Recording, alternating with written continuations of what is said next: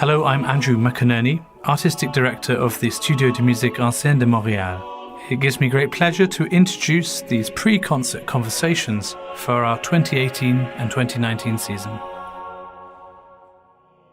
Hello, I'm Suzie LeBlanc, and I'll have the pleasure of directing the Studio de Musique Ancienne on March 8th, 2019, in a concert called L'Italie baroque au féminin. And hi, I'm Rebecca Bain. I am the director of the women's vocal ensemble, Ensemble Scholastica, here in Montreal. And I'm going to be interviewing Suzie today. So, Suzie, tell me all about this March 8th concert. Well, it's, of course, International Women's Day, and Andrew McInerney decided that he wanted to honor women and women's music. So we're performing music composed by women, and we're having only women on stage to perform this music. How great. And what repertoire will you play?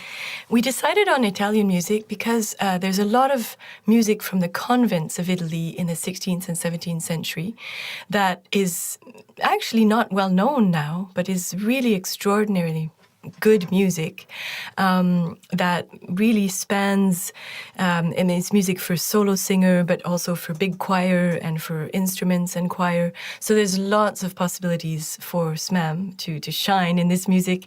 And the music is extremely rich, and we just thought it was the best thing. So it's basically all religious music from convents in Italy. Sounds like the perfect repertoire for the March 8th date.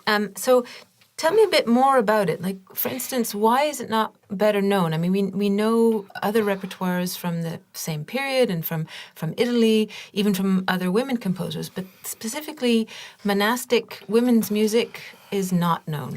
Yes, indeed. I mean, for instance, some of these nuns have published music during their life that as many books as almost Monteverdi, so they should be more known. Yes. And I think it's just that, scholarship has not looked there. I mean, during their lifetime, they were cloistered, but their music was actually published and it's there in the libraries. But it took, I think, some reading and some people finding out, oh my goodness, I wonder what this sounds like.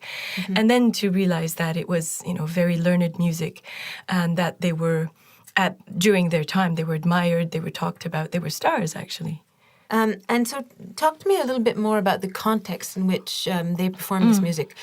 Were they only singing it for themselves or as part of their liturgies, their daily offices and so on? Or were they also actually performing in something like a concert? They did both. I mean, of course, they did music daily. It says that they actually sang more than they did any other activity during the day. Including sleeping? Including sleeping, apparently. So wow. They must have been fantastically good.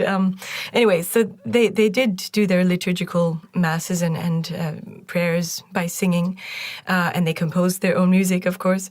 They also sang concerts. And then they usually had the concerts for special feasts, the Assumption or something. Right. And then they would bring in instruments, much more, big projects. And they might they composed Vespers and then they would just play a Vespers. So they played the instruments as well as singing? They also played, violins, cornets, sackbuts, keyboards, lutes, harps. What a rich musical life they had. Yeah, they had a complete orchestra within the convent. And so when they gave concerts, of course, nobody saw them because they were either behind a grid or hidden in another chapel. Right. But they often had side chapels so that people could go and hear the concert. Mm-hmm. They just wouldn't necessarily see them performing. And many noble people came, of course, all the time to hear them, like every Sunday. But also famous guests who came, rulers of other countries would actually come. And it was an attraction. To go hear the nuns was a special thing to do if you happened to be in one of the cities where there was a convent. Okay, and they were known as being very good musicians, and were they known for the quality of their voices, for instance? Yes. Some of them are singled out as being extraordinary. Also extraordinary leaders like Isabella Leonarda and Margarita Cozzolani, wonderful composers. And then they'll mention, particular singers who are very good. And they mention, such and such was a really good bass singer. So it's not because they were nuns that everything is in the soprano range. Right. They had people singing tenor and bass.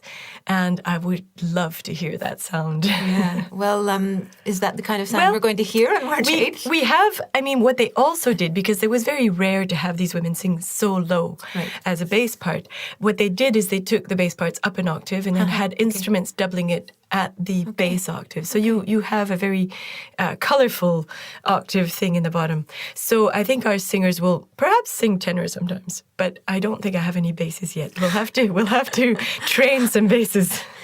A lot of whiskey drinking. Yes.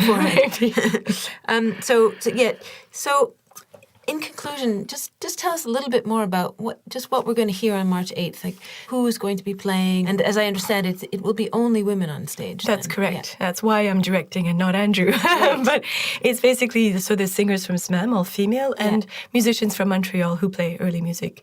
Okay. And we're going to showcase in the first half, about 5 or 6 of these wonderful composers in motets and solo and big 8-part pieces as well. And then the second half, we're going to sort of do a mini Vespers. So I'm taking some movements from the Vespers of Cozzolani, a wonderful composer, and within there'll be a few motets by other composers and an instrumental piece, just to create a shortened version of some Vespers, and end, of course, with Magnificat, because it meant a lot to the nuns. Anything that was for the Virgin Mary was something they loved to compose for and to sing. So a great showcase for the talented women of Montreal who sing and play early music. Yes, it's going to be absolutely wonderful. And we've had no problem filling all the spots that we needed and the instruments that we needed. We actually have many more, so we could do next time a concert with 30 people on stage. Perhaps any other day of the year. Why say March 8th for women's programs? I hope that we'll be setting a precedent on that note, yes. Great. Look forward to it. Thank you.